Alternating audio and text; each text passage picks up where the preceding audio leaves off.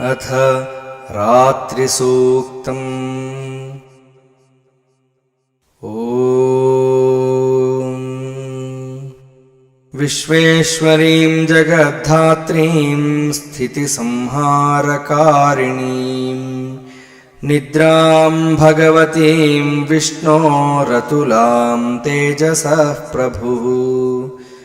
ब्रह्मोवाच त्वं स्वाहा त्वं स्वधा त्वं हि वषट्कारस्वरात्मिका सुधा त्वमक्षरे नित्ये त्रिधा मात्रात्मिका स्थिता अर्धमात्रा स्थिता नित्या यानुच्चार्या विशेषतः। त्वमेव सन्ध्या सावित्री त्वं देवि जननी परा त्वयैतद्धार्यते विश्वं त्वयैतत्सृज्यते जगत् त्वयैतत्पाल्यते देवी त्वमत्स्यन्ते च सर्वदा। विसृष्टौ सृष्टिरूपा त्वं स्थितिरूपा च पालने तथा संहृतिरूपान्ते जगतोऽस्य जगन्मये। महाविद्या महामाया महामेधा महास्मृतिः महामोहा च भवति महादेवी महासुरी। प्रकृतिस्त्वं च सर्वस्य गुणत्रयविभाविनी कालरात्रिर्महारात्रिर्मोहरात्रिश्च दारुणा।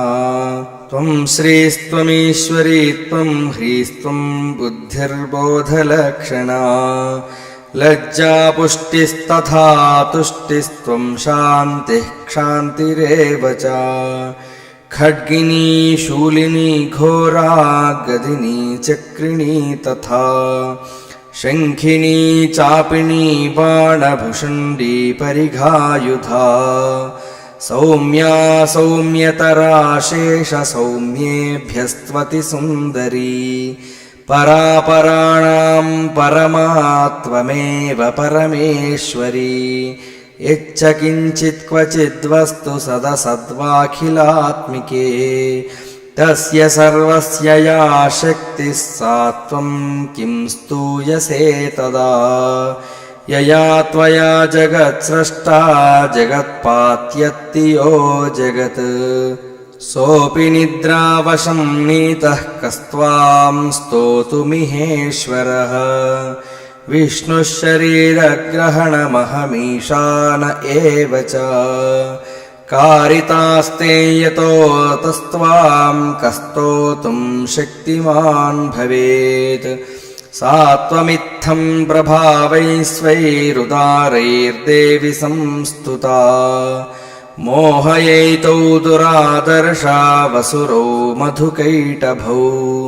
प्रबोधं च जगत्स्वामी नीयतामच्युतो लघु बोधश्च क्रियतामस्य हन्तुमेतौ महासुरौ। ॐ